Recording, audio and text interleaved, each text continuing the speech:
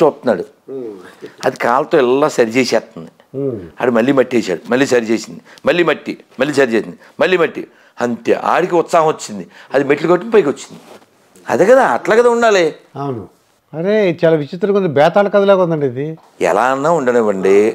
శభాష్ రాముడు సినిమా చూసారా పాతది?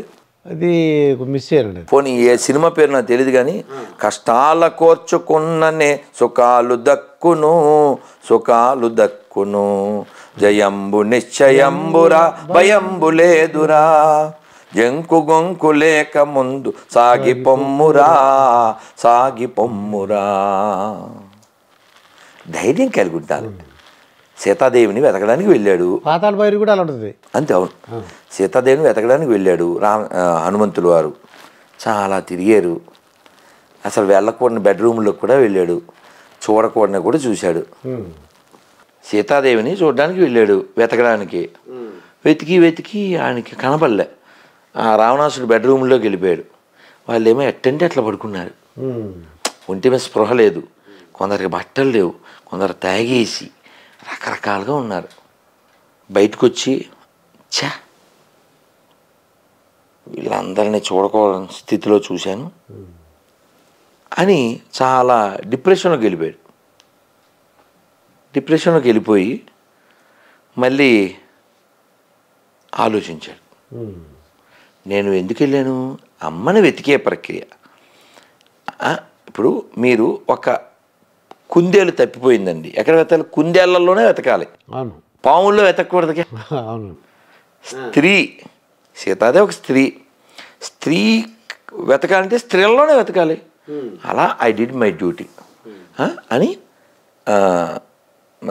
వాయుదేవుడు వాళ్ళ తండ్రికి రాముడికి దండం పెట్టి, సూర్యుడికి వాళ్ళ గురువు గారికి దండం పెట్టి, నా దోషం ఏమీ లేదు, వాళ్ళంతా నా తల్లులతో సమానమని దండం పెట్టాడు.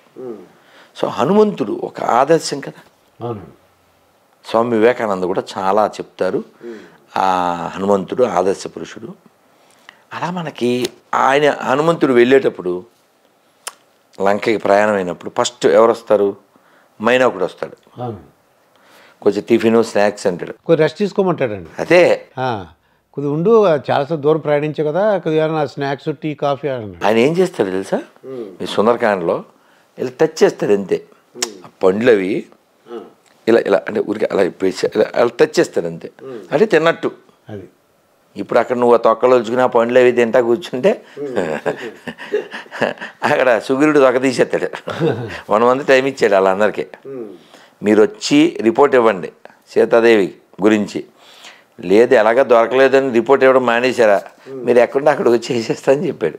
కానీ ఇక్కడ విషయం, రాముడు ఎంతో నమ్మి ఆ ఉంగరం ఇచ్చాడు. ఎవరిని? ఇన్ని కోట్ల మంది వానరులు ఉంటే ఎవరిని నమ్మాడు? ఆంజనేయ స్వామినే నమ్మారు. మరి నిలబెట్టుకోవాలిగా, ఆయన నిలబెట్టుకున్నాడుగా. అందుకే ఇప్పుడు కూడా మాట్లాడుకుంటున్నావు. అందుకని నువ్వు మాట్లాడకూడదు, నీ సక్సెస్ మాట్లాడాలంటారు. నేను కొద్దిగా మీ టీచర్ గురించి, అంటే జనరల్గా as a teacher, as a principal నేను ఏమంటానంటే, నా స్టూడెంట్స్ అంతా కూడా కాదు ఒక ఐఏఎస్ ఆఫీసర్లు ఐపీఎస్ ఆఫీసర్లు అవ్వాలనుకున్నాను. తీరా చూస్తే మీరు ఎలా అయ్యారు, మిమ్మల్ని చూసి టీచర్లు ఏమన్నారని. అంటే నేను అప్పుడు పాడేవాడిని, ఇప్పుడు పాడేవాడిని. అప్పుడు పాడతాను. ఒరే ఎప్పుడన్నా లాస్ట్ పీరియడ్లో ఖాళీ దొరికిస్తే అన్ని తరగతిలోని బయట మైదానంలో కూర్చోబెట్టేసేసి ఆ గ్రౌండ్లో ఒరే ఓ పాట పాడరా, ఓ పద్యం చెప్పరా అని మాతో అప్పుడు ఒక పాట పాడేవాడిని. మాకు శర్మ గారు టీచర్ గారు, చలపతి మాస్టారు, అన్నపూర్ణ మాస్టారు, అలాగే ఈరోజు చక్కగా వాళ్ళ పేర్లు చెప్పిస్తున్నాను మీ చేత, నా టీచర్ల పేరు. అలాగే మేరీ టీచర్ ఉండేది. అలాగే ఇంకొక లేడీ టీచరు, ఆవిడ పేరు మళ్ళీ గుర్తొస్తుంది. ఆవిడ ఆంజనేయులు మాస్టరు. మాకు బాగా కొట్టింది మాత్రం చలపతి గారును అన్నపూర్ణ గారు. సరే, వాట్ ఎవర్ ఇట్ మేబీ. అయితే అప్పుడు ఒక పాట పాడేవాళ్ళం. ఏంటంటే, అనగనగా ఒక రాజు, కొడుకులతో పాటు రాజు కుక్కను పెంచి ప్రేమయ్యనే బాలు బోసి పెంపు చేసెను. చాలా మంచి సందేశాత్మకమైనటువంటిది. అయితే పిల్లలకి మొన్న నేను ఎక్కడో అడిగాను, ఒక శ్లోకం చెప్పు అని. 10th డిగ్రీకి వస్తే కూడా శ్లోకాలు రావట్లే, తర్వాత మాత్రం శ్లోకాలు వచ్చేస్తున్నాయి. అవును. ఏడుపులు. ఎందుకు చెప్పనా, బాగా చదవడం మాత్రమే జీవితంలో ఎయిమ్గా పెట్టుకుంటున్నారు, కానీ బాగా సంస్కారం పొందడం కదా ఏం కావాలి. సంస్కారం ఉండాలి.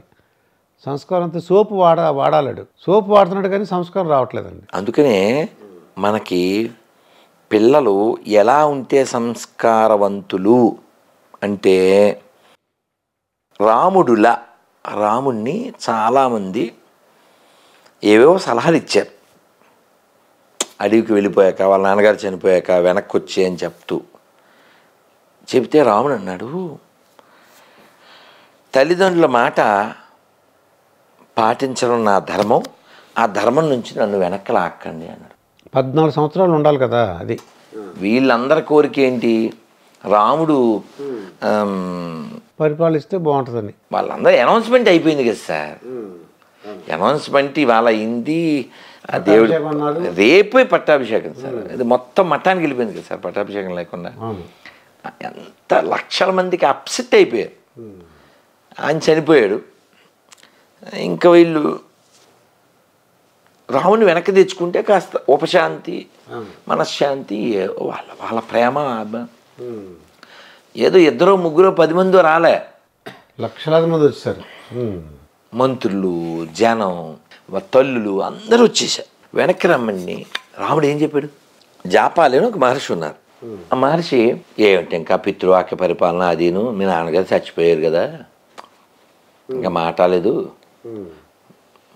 మోటాలేదు వచ్చాయి. ఇలా కొంచెం సెటరిక్గా పొల్లవిరిపి అంటారు కదా అలా చెప్పాడు. రాముడు కోపం వచ్చిందండి.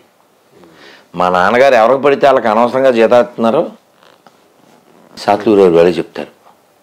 అలా అనేస్తే ఈ జాపాలి ఫీల్ అయ్యి, రామచంద్రమూర్తి ఏదో వెనక్కి తీసుకెళ్ళాలని అలా అన్నాము అంతే, నేనేమి నాస్తికుడిని కాదు, నీ ఇష్టం స్వామి. ఇంకా అంటే రాముడి పట్ల వాళ్ళ ప్రేమ అది కొలవలేంది,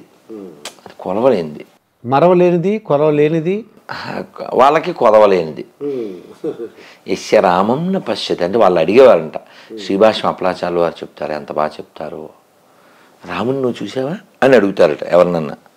చూడలేదు అన్నాడు అనుకో, పోనీ రాముని నిన్ను చూశాడా, చూడలేదు, చి నీ బతికెందుకు అని వాళ్ళ మనస్సు వాళ్ళని అసహించుకుంటుందంట.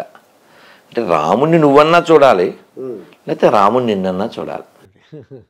అలా రాముడితో మనకెంత మమేకత్వం ఉందంటే, మీరు ఒక 40-50 ఏళ్ళు వెనక్కి వెళ్ళిపోతే సాయంత్రం కాగానే పెద్దవాళ్ళంతా ఇంట్లో చెద్దను ఏదో తినేసి నోట్లో ఏంటి గూట్లో దీపం నోట్లో ముద్ద అంతే కదా, వాళ్ళు అక్కడికి వెళ్ళి ఆ రామాలయంలో దీపం పెట్టుకుని చక్కగా భజన చేసుకుని సంతోషంగా ఇంటికి వచ్చి పడుకునేవారు.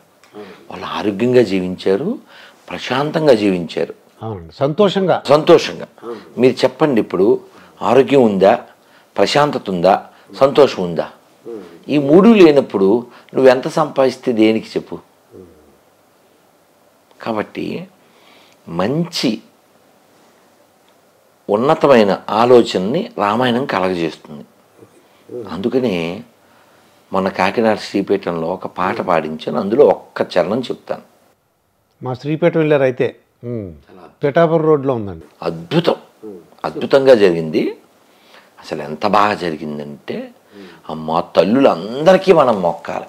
ఒకే డ్రెస్ వేసుకున్నారండి అందరూ కూడా, యూనిఫామ్. అది అందరు యూనిఫాము, శ్రీపీఠం అని రాసి ఉంటుంది ఆ పీఠందే. ఎంత మా తల్లులకి మొక్కాలండి, వేల మంది. వాళ్ళందరితో పాట పాడించాను. అది 4 చరణాలు ఒకటి చెప్తున్నా. రాముని కన్నా భారతి నీది, సీతను గన్నా పవిత్ర భూమి, ఆంజనేయుడు లక్ష్మణ భరతులు ఆదర్శమ్ములు నీకురా, ఆ చందార్కం ఆదర్శం బది రామాయణమని చాటాలోయ్, రఘురాముని చరితం నాదనవోయ్. మనదేనోయ్ భారతదేశం, భారతదేశం మనదేనోయ్. సార్ చాలా సంతోషం. నెక్స్ట్కి వెళ్ళండి. ఇంకెలా మీకు ఎప్పుడు కోపంగా ఉంటారండి? అంటే నేను వీడియో చూస్తుంటే కోపం ఉంటుంది, ఆవేశంగా ఉంటారండి. నేను ఏమంటున్నానంటే మత మార్పిళ్ళు నేను కనుక్కున్నాను. మీరు అన్న తర్వాత నేను చూశానండి. ఎందుకు అలా మతాలు మారుతున్నారంటే చిన్నప్పటి నుంచి పూజలు చేస్తున్నారండి. పూజలు చేసేసరికి వాళ్ళకి ఒక క్యాన్సరో లేకపోతే ఒక అబ్బాయి అయితే వాళ్ళ నాన్నగారు అస్తమానం తాగుడండి, డేట్ కూడా తాగేస్తున్నాడంట. అతనికి ఏం చెప్పారంటే నువ్వు యేసు ప్రభువుని నమ్ముకో, లేకపోతే ఇంకో దేవుడిని నమ్ముకో, నీకు మీ నాన్నగారు ఆ మందు మానేస్తాడు, డే టైం తీసుకోడు, నీ మాట వింటాడు, చక్కగా ఉద్యోగం చేసుకుంటాడని చెప్పారంట. ఇతను ఆ తండ్రి లేకపోతే వాళ్ళ అమ్మగారు ఎప్పుడు పూజలు చేస్తున్నారు. ఇలాగా నువ్వు అంటే అతనికి ఒక సమస్య వచ్చింది. నువ్వు పూజలు ఉన్నావు, గుళ్ళు తిరుగుతున్నావు, కొబ్బరికాయలు కొడుతున్నావు, కానీ నీకు ఇది ఎక్కడ ఒక మంచి మీ నాన్నలో మార్పు లేదు. నువ్వు దేవుడిని నమ్ముకో చూడు సరే అని అనేసరికి వాడు ఏదో దేవుడిని నమ్ముకోవడం అలా చేస్తున్నారు అనిపిస్తుంది. ఏదో ప్రాబ్లం వచ్చినప్పుడు, ఒంట్లో బాగోనప్పుడు పక్కన వాళ్ళు చెప్తున్నారండి, చిన్నప్పటి నుంచి మీ దేవుడిని నమ్ముకున్నావు కదా, ఇది వచ్చింది సమస్య, నువ్వు ఇదిగో మారు, ఓసారి ట్రై చేయి అన్నట్టు. అయితే విషయం ఏంటంటే నేనేమన్నానంటే మీరు మంచిగా చెప్పచ్చు కదా, ఎందుకంత కోపం చేసుకున్నారు, గొర్రె అంటున్నారు. నేను అంటలేదు సార్, వాళ్ళ పుస్తకంలో ఉంది, నేను చెప్పాను. ఇప్పుడు మిమ్మల్ని స్కూల్లో పిల్లలు ఏమని పిలిచేవారు? సార్ అని పిలుస్తారండి, దుర్గాప్రసాద్ సార్. అది అది దే హ్యావ్ బీన్ ట్రైన్డ్. అవును, మేము వాళ్ళు ఇచ్చాం, అంతే కదండి. అలా గొర్రెలు అని ఎవరైతే బైబిల్లో ఉండే వాడిని గాడ్ అనుకుని నమ్ముతారో they are all consider as a గొర్రెలు according to their book, not according to me. కాబట్టి గొర్రె అంటే ఏంటంటే మామూలుగా బుర్రలేందని అర్థం. మన భాషలో, మన భాష కాదు సార్, మామూలుగా గొర్రె. ఇప్పుడు ఓ గొర్రె దూకిందండి కొనమించి, అన్నీ దూకుతాయండి. అది బుర్ర ఉంటే దూకదు కదండి. ఇది గొయ్యిందిరా భయ్యా, దూకితే ఐ విల్ రీచ్ అయ్యా అని చెప్పి దానికి తెలీదు. సో గొర్రె అంటే బుర్రలేంది. అలాంటి బుర్రలేని గొర్రెల్ని బలి కోరేవాడు ఆ బైబిల్లో ఉండేటువంటి సోకాల్డ్ సైకో గాడు. విషయం ఏంటంటే మతం మారితే నాకేమిటి నొప్పి, వాడికి నచ్చిన దాంట్లో వాడు వెళ్తాడు. కానీ వాడు నచ్చిన దాంట్లోకి వెళ్తే పర్లేదు, కానీ వాడు అందులోకి వెళ్ళి ఏమంటాడంటే మాదోటే కరెక్ట్ అంటాడు వాడు. యాక్చువల్గా ప్రపంచంలో పనికి మాందే ప్రాబ్లమ్స్ ఏ ఉండవు కదండి, అసలు ఏం లేవు. నేను ఆన్సర్ చెప్తాను. మీకేమైనా ప్రాబ్లం ఉంటుంది కదా? ఎలా ప్రాబ్లం ఉంటుంది సార్? నేనేమన్నానంటే రానా తెలుసా, దగ్గుబాటి రానా? అవును, దగ్గుబాటి రానా. దగ్గుబాటి రానా యాక్టర్ అన్నాను, ప్రాబ్లం ఏంది? నిజమేగా చెప్పాను. అలాగే బ్రహ్మానందం కూడా యాక్టర్ అన్నాను, తప్పేం లేదుగా. కానీ మీరేమంటారంటే ఇద్దరు ఒకే సైజ్ అన్నారు, ప్రాబ్లమే కదా సార్. ఒక సైజ్ కాదు, ఎలా కాదుగా, పొడుగు పొట్టి. ఆయన 7+ ఎంతో ఉంటాడు, ఏదైనా 5+ ఉంటాడు. బోత్ ఆర్ యాక్టర్స్, మేము ఒప్పుకుంటాం. But both are not same size, ఒప్పుకోం. అది ఒప్పుకో అంతే. పనికి మాలిందని ఎందుకన్నా అంటే వాడు మూడులను తయారు చేస్తాడు, గొర్రెలను తయారు చేస్తాడు.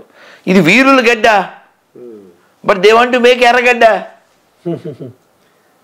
ఇప్పుడు నేను ఒక 26 క్వశ్చన్లు ఉన్నాయి సార్. ఆ క్వశ్చన్లో నాకు 13 క్వశ్చన్కి ఆన్సర్ చెప్తే నేను కూడా మతం మారిపోతా. నాతో పాటు దుర్గాప్రసాద్ గారిని, సీనుని, పూర్ణ అందరిని మతం మార్చేస్తాం. ఇప్పుడు వాళ్ళు ఎవరైతే క్రైస్తవులని చెప్పుకుంటున్నారో వాళ్ళది చెప్పుకోవడం అనే దాన్ని మనం వ్యతిరేకించాం. కానీ వాళ్ళు ఏమంటారంటే మా నాన్నగారు గొప్పవారు అని నేను మీతో 1 అవర్ చెప్పాను అనుకోండి, ఏంటో ఇంకే నాన్న ఒక్కడి గురించి చెప్తున్నాడు, ఇంకే ఇంటర్వ్యూ ఏం చేస్తాం, బోల్డెన్ టాపిక్లు రాసుకున్నాం, ఏమో అడగడం ఇవ్వకుండా చేస్తున్నాడు అనుకుంటారు. మీద కొంచెం చిరాకు వస్తుంది, కానీ ఏమనరు. కానీ నేను మా నాన్నగారి గురించి మాట్లాడుతూ మీ నాన్న వేస్ట్ అన్న అనుకోండి, అప్పుడు మీకు బీపీ వస్తుంది. అక్కడ ప్రాబ్లం మీకు వచ్చి నాకు కాదు, ఎవరికి హెడ్ ఉందో అటువంటి ప్రతి హిందూకి వస్తుంది. అది అబద్ధాన్ని నేను వ్యతిరేకిస్తా. ఏమిటి అబద్ధం? మాది ఒకటే కరెక్ట్ అనడం అబద్ధం. అంటే బైబిల్లో అలా రాసి ఉందని అంటున్నారండి వాళ్ళు. అందుకే బైబిల్ పనికి మాలింది. ఏమన్నాను మళ్ళీ నేను? అమ్మో అలా అంటున్నారా? నేను నిరూపిస్తా అన్నాం. మీకేం చెప్పాను? బ్రహ్మానందం గారు సినిమా యాక్టరు, రానాతో పోలిస్తే పొట్టానే కదా. పొట్టాడే కదా. ఆయన హైటు ఈయన హైటు వేరు కదా. అవును. మీరేం ఒప్పుకోవట్లే. ఇద్దరిని ఓ చోట చూపిస్తాను, సో మీకు తెలిసిపోద్ది కదా. అలా అంటే మీకు ఎక్కడ కోపం వస్తుందంటే అబద్ధం. ఏంటి అబద్ధం? రుజువులు లేని మాటలు మాట్లాడడం. ఫర్ ఎగ్జాంపుల్, మన కలవరి సతీష్ ఉన్నాడా, ఇక్కడ ఆయిల్ అమ్ముతాడు కదా సార్, ఆయిల్ కచ్చీఫ్లు చాలా కలవర లక్షలాది మంది వెళ్తారటండి. అన్ని ఆయిల్ కచ్చీఫ్ అమ్ముతాడు కదా. దేనికి? ఆయిల్ పట్టుకెళ్తే ఆ కచ్చీఫ్ని ఎత్తినేసుకుంటే ఏదో తగ్గిపోతా అంటారు కదా. అది పాయింట్ 1. అంటే మీకు శాంపిల్ మీకు అర్థం కావడం కోసం చెప్తున్నా. మియాపూర్లో ఉన్నట్టుందండి కలవర. ఓకే. ప్రవీణ్ అని ఒక అతను అన్నాడు, షారోన్ అని వాళ్ళ ఆవిడ, వాళ్ళిద్దరు బెల్లంపల్లి.